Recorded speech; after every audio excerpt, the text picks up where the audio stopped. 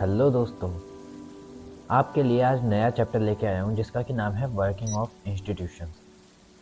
Basic और बिल्कुल अच्छे तरह से हम पढ़ेंगे इसको। हम कुछ इंसिडेंट से इसे मैचअप करने की ट्राई करेंगे, मतलब कि है ना, मिक्स करेंगे कुछ इंसिडेंट से इसे। साथ ही साथ में ऐसा भी ट्राई करेंगे कि है ना, कुछ एग्जाम्पल्स के थ्रू इस टॉपिक को अच्छे से समझ सकें।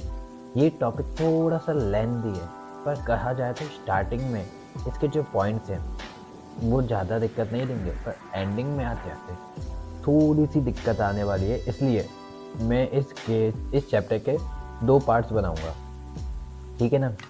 पार्ट अंडर 30 मिनट्स होंगे। अब जैसे कि हम देख रहे हैं वर्किंग ऑफ इंस्टीट्यूशन, जो हमारा चैप्टर 9th मतलब क्लास 9th का चैप्टर नंबर 4 है कि इंस्टीट्यूशंस के बारे में जानना। क्या होती है इंस्टीट्यूशन? कोई निजी संस्था नहीं। मतलब आप इंस्टीट्यूशंस किन चीज़ों को कहते हो? आप कोचिंग सेंटर्स को कहते हैं इंस्टीट्यूशन। आप किसी कंपनी को कहते हो इंस्टीट्यूशन, ठीक है ना। बट यहाँ पर हम बात करेंगे पॉलिटिकल और परमानेंट इंस्टीट्यूशंस के बारे में। स्पेशली वो इंस्टीट्यूशंस जो कि काम को, मतलब देश के लिए पॉलिसीज़ को डेवलप करती हैं और उनको एग्जीक्यूट कराती हैं। वो उन इंस्टीट्यूशंस के बारे में हम पढ़ेंगे। देखो, पहले हम बेसिक जान लेते हैं कि हम इसमें पढ़ने क्या वाले हैं। हम इसमें पढ़ेंगे इंस्टीट्यूशंस के बारे में, और उस हिसाब से हम इसमें 2 चीज़ें देखेंगे। पहली चीज़ हम देखेंगे कितनी, मतलब इंस्टीट्यूशंस जो हैं वो 2 तरह की होती हैं। एक होती है पॉलिटिकल इंस्टीट्यूशन, एक होती है परमानेंट इंस्टीट्यूशन। इन 2 को पढ़ेंगे, और इन 2 के बाद हम पढ़ेंगे इसी में हम पढ़ेंगे लोकसभा, राज्यसभा, पार्लियामेंट और प्रेसिडेंट, और साथ में जुडिशरी, इनके बारे में। तो ये थोड़ा सा लेंदी टॉपिक बनेगा, इसलिए पार्ट्स में बनाएंगे। तो देखो, पहला कहानी शुरू होती है केस से। वो केस था बीपी मंडल का। बीपी मंडल मतलब अदर बैकवर्ड क्लासेस, जो कि है ना बात उठी थी 1979 में। क्या हुआ था इस वक्त 1979 में? मतलब एक कमीशन बनाया गया, गवर्नमेंट ने है ना एक कमीशन तैयार किया जो कि किसी मुद्दे पर उठा था, और ये मुद्दा था कि कुछ लोग थे जो कि अपने आप को अदर बैकवर्ड क्लास मानते थे, ओबीसी मानते थे। उन्होंने कहा कि हमें भी है ना रिजर्वेशन मिलना चाहिए, हमें भी वो आरक्षण मिलना चाहिए। आरक्षण कैसा? जैसे कि आप ST SC को देखते हो आरक्षित हैं, मतलब उनकी सीट फिक्स होती हैं, ठीक है। उनको कम नंबर लेने पड़ते हैं अगर उनको कॉम्पिटिशन एग्जाम में जाना है तो।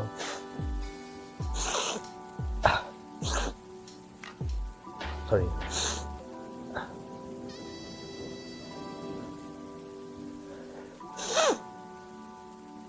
ये हम देखते हैं इसमें, ठीक है ना। अब इसी चीज़ की वजह से ये जो अदर बैकवर्ड क्लासेस थे उनका भी मन आया कि है ना हमें भी रिजर्वेशन चाहिए। इसलिए उन्होंने एक तरह से स्ट्राइक कर दी। देश भर में, भारत देश में स्ट्राइक कर दी गई, हड़ताल पे बैठ गए काफ़ी सारे लोग, और काम करना बंद कर दिया। वो लोग कहने लगे कि हम ओबीसी कैटेगरी के हैं, होने चाहिए, हम अदर बैकवर्ड क्लासेस के होने चाहिए, जो अभी अर्थव्यवस्था के तौर पे और कई सारे तरीक़ों से नीचे हैं।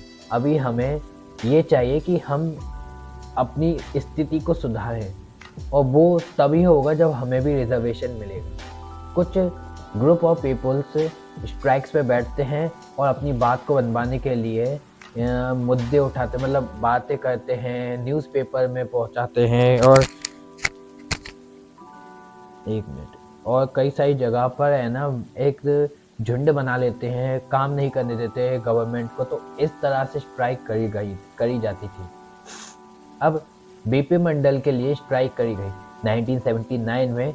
उसके लिए कमीशन बनाया गया, और गवर्नमेंट ने जो कमीशन बनाया उसको हेड करा था बीपी मंडल, मतलब उसका नाम रखा गया था बीपी मंडल कमीशन, ठीक है ना।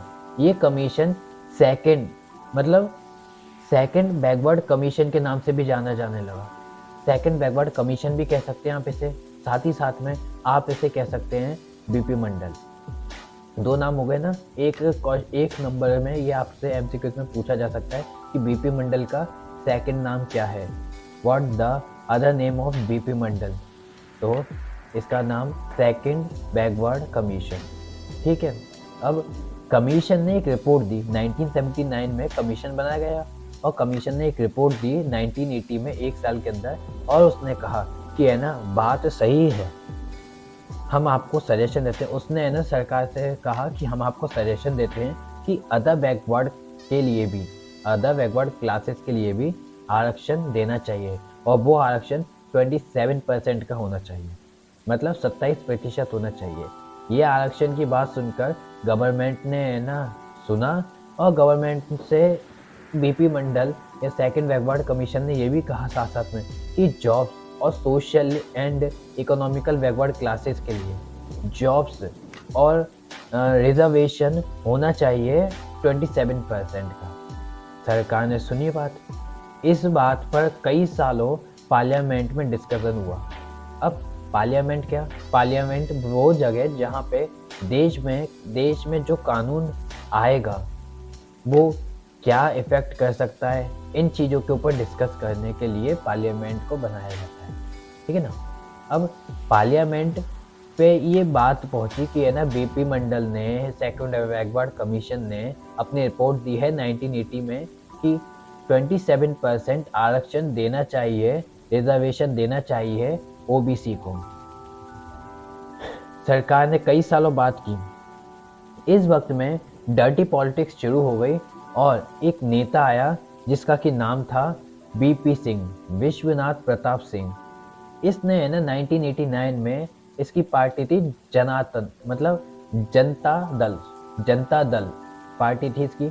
इसने है ना सरकार में 1979 मतलब 1989 से पहले जब इलेक्शन होने वाले थे ना, ये बातें थी, तो हर कोई वादे करता है, बड़ी बड़ी बातें करता है, तो ऐसी चीज ये भी कर रहा था। इसने एक बात कह दी कि जो अदर बैकवर्ड कमीशन ने रिपोर्ट दी थी उस रिपोर्ट को मैं जारी कराऊंगा, मैं ये कानून लाऊंगा कि है ना रिजर्वेशन मिलेगा, आरक्षण मिलेगा ओबीसी को। इसलिए ओबीसी ने बीपी मंडल को, मतलब बीपी मंडल की रिपोर्ट को मानने वाले विश्वनाथ प्रताप सिंह को उस इलेक्शन में जितवा दिया।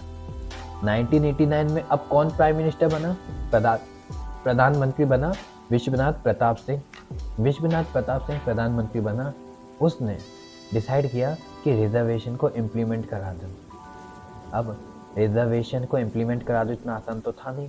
27% रिजर्वेशन का मतलब था कि देश भर में हल्ला मच जाएगा। देश भर के है ना जो जनरल कैटेगरी के लोग थे और भी कई कैटेगरी के लोग थे, वो है ना गुस्सा में आ जाएंगे। यही हुआ, लोगों ने स्ट्राइक्स शुरू कर दी, हल्ला मचाना चालू कर दिया। उन लोगों ने स्ट्राइक में कई ऐसे जनरल कैटेगरी के लड़के थे जिन्होंने अपने ऊपर पेट्रोल छिड़क कर अपने ऊपर आग लगा दी। ये सारी चीज़ें हो रही थी बीपी मंडल में। जब बीपी मंडल रिपोर्ट आई, मतलब बीपी मंडल की रिपोर्ट को एक्सेप्ट करके रिजर्वेशन देने वाले थे, मतलब दे दिया था बीपी सिंह ने। ठीक है ना। ये सारी चीज़ें होने लगी। प्रेसिडेंट ने अनाउंस कर दिया, जब प्राइम मिनिस्टर मतलब बीपी सिंह ने प्रेसिडेंट से कहा साइन करके आगे पहुंचाओ, प्रेसिडेंट ने साइन कर दिया और पार्लियामेंट से ये निकल के एक राइट बन गया जो कि ओबीसी के लिए हुआ। ऑन 6 अगस्त 1990, 6 अगस्त 1990 को कैबिनेट ने डिसाइड किया कि इम्प्लीमेंट किया जाए। प्राइम मिनिस्टर का अनाउंस किया गया, मतलब इम्प्लीमेंट किया जाए, और प्राइम मिनिस्टर ने अनाउंस किया कि ये दोनों हाउस ऑफ पार्लियामेंट में इसको साइन करके आगे पहुंचा दिया जाए। मतलब क्या? बीपी मंडल की रिपोर्ट जारी की गई, 27% रिजर्वेशन पक्का किया गया। उस 27% रिजर्वेशन को श्योरिटी देने के लिए बीपी सिंह ने, विश्वनाथ प्रताप सिंह ने खुद के साइन किए, लोकसभा के है ना कई लोगों के साइन करा दिए, फिर राज्यसभा के साइन करा दिए, और लास्ट में प्रेसिडेंट के साइन करा के उस रिपोर्ट को जारी करा के ये कह दिया कि अब से ओबीसी कैटेगरी को आरक्षण मिलना चालू हो गया है और अब से ओबीसी कैटेगरी आरक्षण में रहेगी। सॉरी, जैसे कि एसटी एससी कैटेगरी आरक्षण में है, अब ओबीसी भी रहेगी। जो सीनियर ऑफिसर थे जिन्होंने ये ड्राफ्ट लिखा था, उन्होंने ऑर्डर दिया और साइन किया इस ऑर्डर पर कि है ना अब से ये मेमोरेंडम बन चुका है कि ओबीसी कैटेगरी को रिजर्वेशन मिलना चालू हो गया। ये काम हुआ था 13 अगस्त 1990 को, ठीक है ना। 1989 में बीपी सिंह की सरकार बनी। 1990 में बीपी सिंह ने अदर बैकवर्ड क्लास को आरक्षण दिला दिया 27% का।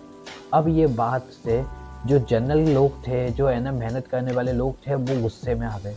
उन लोगों ने भीड़ लगा ली, उन लोगों ने देश भर में काम रोक दिए। इससे सरकार परेशान हो गई। उन लोगों ने अपने आप में आग लगाना चालू कर दिया। मतलब कई सारे ऐसे लड़के थे जिन्होंने अपने ऊपर पेट्रोल छिड़क के अपने ऊपर आग लगा ली। ये चीज़ हम देखते हैं इसमें। फिर क्या होता है, ये बात देखते हुए एक औरत थी जिसका कि नाम था इंदिरा स्वान्हे। इंदिरा स्वान्हे ने इस पे है ना केस किया कोर्ट में, यूनियन ऑफ इंडिया केस के नाम से जो केस थी, वर्सेस में जो बनी थी। यूनियन मतलब कि गवर्नमेंट, एक तरफ थी गवर्नमेंट और एक तरफ थी इंदिरा स्वान्हे और है ना यूनियन ऑफ इंडिया केस में ये पक्का हुआ कि इंडिया के जो ये ओबीसी कैटेगरी है इसको आरक्षण मिलना चाहिए, लेकिन कंडीशन ये अप्लाई होगी कि जो आपने 27% आरक्षण रखा है ना, इसको थोड़ा कम करो। मतलब कुछ कंडीशंस करो और इसमें कुछ मॉडिफिकेशन करो। 1992 में सुप्रीम कोर्ट ने डिक्लेयर कर दिया कि जो ये मंडल की रिपोर्ट है, बीपी मंडल की रिपोर्ट है, ये सही है, कोई दिक्कत नहीं है, लेकिन इसमें कुछ ज़रूरत है कि मॉडिफिकेशन किया जाए। अब मॉडिफिकेशन क्या, कि आरक्षण को कम करो, रिजर्वेशन की कोई सीमा निर्धारित करो कि कितने कमाने वालों को रिजर्वेशन देना चाहिए। ये चीज़ इसमें आती है, ठीक है। फिर इस चीज़ के बाद जब है ना ये सारी बीपी मंडल की बात अलाउ हो गई और आरक्षण मिल गए ओबीसी को, तो 1990 के बाद आरक्षण चालू कर दिया गया देश में। और फिर ओबीसी, एसटी, एससी इनको आरक्षण मिलने लगा हर साल। अब हम देखते हैं कि पॉलिटिकल इंस्टीट्यूशंस की ज़रूरत क्यों पड़ती है। देखो, पॉलिटिकल इंस्टीट्यूशंस की हमने बात करी, तो पॉलिटिकल इंस्टीट्यूशन, यहाँ पर इंस्टीट्यूशंस क्या हैं, यहाँ पर इंस्टीट्यूशंस वो एजेंसीज हैं जिनको बनाया जा रहा है किसी काम के लिए। जैसे कि अभी बताया मैंने बीपी मंडल, ठीक है ना, बीपी मंडल जिसको हम कह सकते हैं अदर बैकवर्ड कमीशन, इसको बनाया गया काम करने के लिए कि पता करो क्या रिजर्वेशन दे या नहीं दे, ठीक है। तो ये एक इंस्टीट्यूशन थी ना। तो ऐसे ही कई सारी इंस्टीट्यूशंस बनाई जाती हैं जो कि देखती हैं कि काम करना चाहिए कि नहीं। अगर काम करना चाहिए तो उस काम को आगे बढ़ाती हैं ये इंस्टीट्यूशन, और उसी को हम कहते हैं these are the institution which is work for the government, ठीक है ना। ये काम करती हैं सरकार के लिए।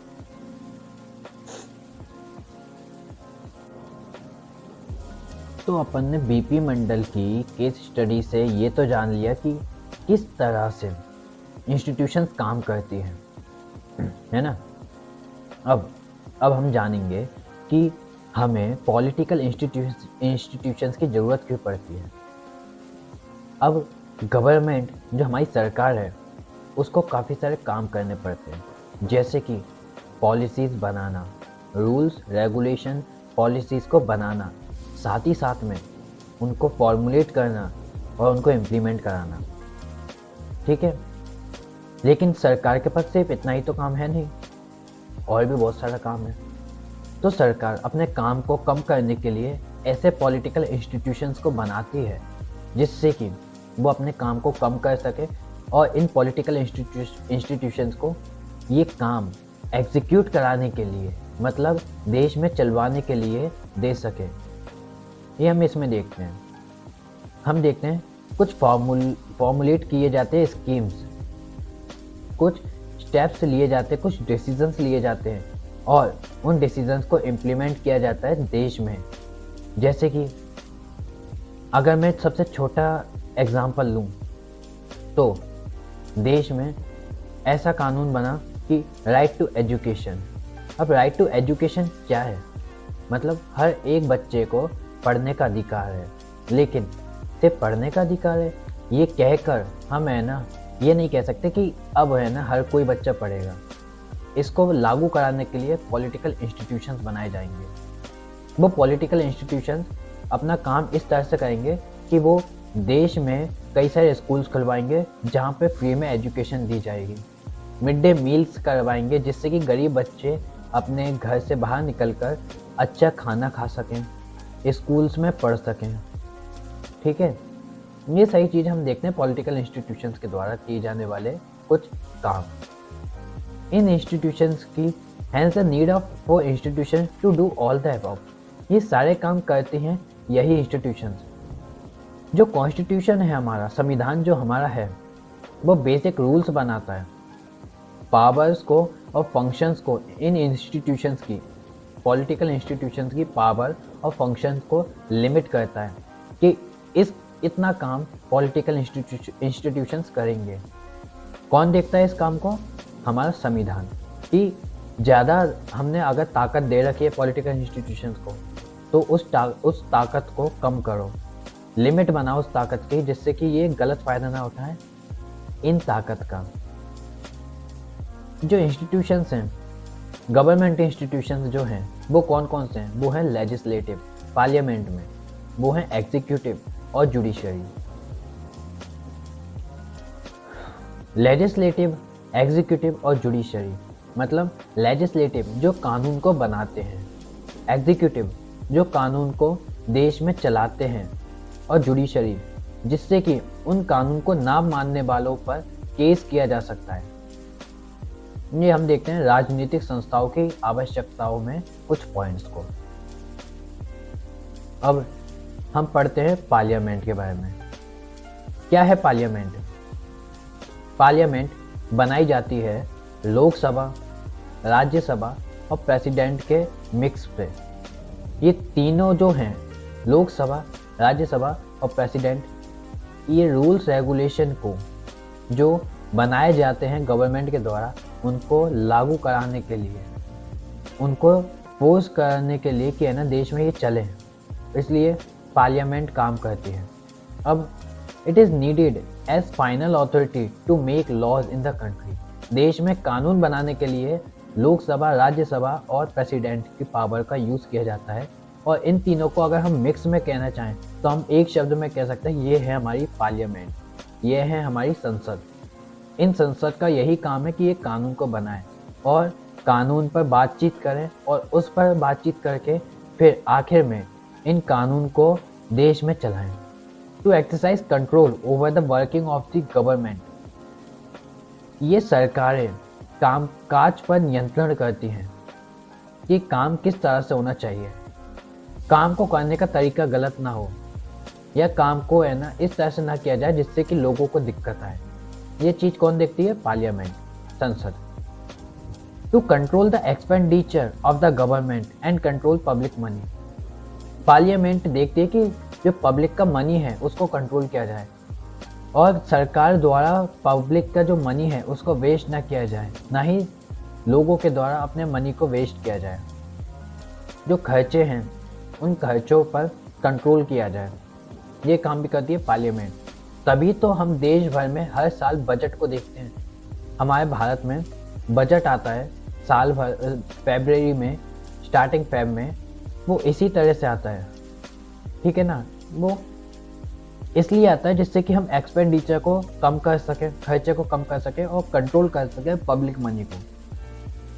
As the highest forum of discussion and debate the decision public issues and national policies. मतलब कई सारी चर्चा और बहस होती है पार्लियामेंट में, जैसे कि लोकसभा, राज्यसभा, इनमें है ना जो लोग बैठे होते हैं, हर किसी का अलग अलग मत होता है।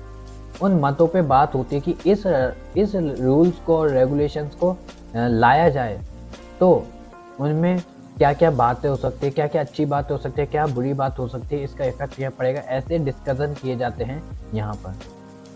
मंच के रूप में ये सार्वजनिक मुद्दों और राष्ट्रीय नीतियों को तय करता है। पार्लियामेंट में जो भी एमपी है, ये लोग इन रूल्स और रेगुलेशन को एक मंच की तरह पार्लियामेंट पे आते हैं और अपनी बातों को रखते हैं। कुछ और पॉइंट्स अगर हम इसी के देखें पार्लियामेंट के, तो कुछ और पॉइंट्स हैं कि इसमें दो हाउस होते हैं। पहला होता है लोकसभा, दूसरा होता है राज्यसभा। जो ये लोकसभा है, ये हमारी फॉर्मर इलेक्टेड रिप्रेजेंटेटिव है जिसको हम लोगों ने वोट डाल के चुना है। लोकसभा को हमने वोट डाला होता है और वोट डालने की वजह से इनको चुना जाता है, ठीक है ना। इसलिए हम इसे कहते हैं हाउस ऑफ पीपुल्स। क्यों? क्योंकि वोट किसने डाला है? वोट डाला है आम लोगों ने, हमने, और हमने वोट डाला है तो हमारी सरकार हुई है, और हमारी सरकार है तो हाउस किसका? ये लोगों का, तो इसलिए इसे कहते हैं हाउस ऑफ पीपुल्स। अब राज्यसभा की बात करें तो राज्यसभा इलेक्ट करती है, ठीक है। Elected member of each state assembly is called the council of state. मतलब राज्यसभा एक स्टेट के लिए रिप्रेजेंट करती है, एक राज्य को रिप्रेजेंट करती है। तो कई सारे राज्य अपने मेंबर्स को राज्यसभा में भेजते हैं और इनका इलेक्शन नहीं होता, इनको चुना जाता है। इनको एक मतलब संसद के, इनको जो विधानसभा विधान परिषद होती है राज्य की, वो चुनकर भेजती है और ये राज्यसभा में बैठते हैं और बैठकर राज्य के लिए कानून बनाते हैं, ठीक है ना। इसलिए हम इसे कहते हैं काउंसिल ऑफ स्टेट। अब लोकसभा ज़्यादा ज़रूरी होती है मनी मैटर्स के लिए। मतलब कोई भी बिल जो पास होगा वो पैसों के लेन देन का है, तो उसमें सबसे पहला कंट्रोल होगा लोकसभा का। Control over the executive has more members. इसमें 543 मेंबर्स होते हैं जो कि लोकसभा में कंट्रोल करते हैं मनी के मैटर को। Rajya Sabha is more important in mattering concerning the state. Rajya Sabha specially state के मैटर्स को देखने के लिए बनाई गई है, जो स्टेट के मैटर्स को देखती है। अब लोकसभा का पीरियड होता है 5 साल का। लोकसभा 5 साल काम करती है, बट राज्यसभा 6 साल काम करती है। पर राज्यसभा में जो मेंबर्स होते हैं वो 6 साल काम करते हैं, लेकिन हर 2 साल में राज्यसभा के 1/3 मेंबर को रिटायर किया जाता है। जैसे कि 2 साल किसी मेंबर के 6 साल पूरे हो गए तो उसने क्या किया, उसने है ना 6 साल काम कर लिया, अब उसको रिटायर कर दिया। अब उसके बाद जो और मेंबर्स आए थे उनको भी 6 साल करने, तो ऐसे 2-2 साल में 1/3 मेंबर्स को हटाया जाता है। जैसे कि पहले 2 साल, 6 साल को अगर 2-2 साल में करा जाए तो 3 बार आएगा।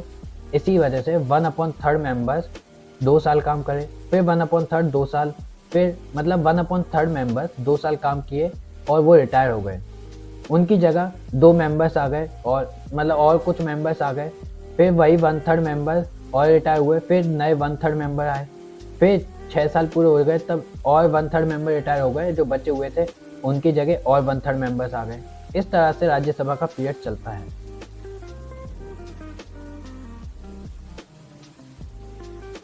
हाँ जी, तो मुझे यकीन है कि आपको ये सारी चीज़ें समझ में आई होंगी, और अगर आपको ये चीज़ें समझ में ना आए तो कमेंट में हमें बताइएगा कि क्या चीज़ समझ में नहीं आई। मैं आप पूरी कोशिश करूँगा कि मैं आपको है ना समझा सकूँ। मैंने आपको ये बहुत अच्छे से डीपली वे में बताया है, सारी चीज़ें समझाई हैं। फिर भी कोई कमी रह गई हो तो बताइएगा। मिलते हैं आपसे अगली वीडियो में। और ये मुझे पता है कि आपसे मैं लाइक शेयर सब्सक्राइब भी कहूँगा तो आप करोगे तो नहीं, इसलिए मैं कहूँगा भी नहीं, कोई दिक्कत नहीं। आपको करना हो ना करना हो वो आपकी मर्जी है, नहीं करो कोई दिक्कत नहीं मुझे। मैं आपके लिए बैठा हुआ हूँ, आपके लिए वीडियोस तो बनाऊँगा। ठीक है, मिलते हैं आपसे अगली वीडियो में। अभी के लिए bye bye, tata, good night.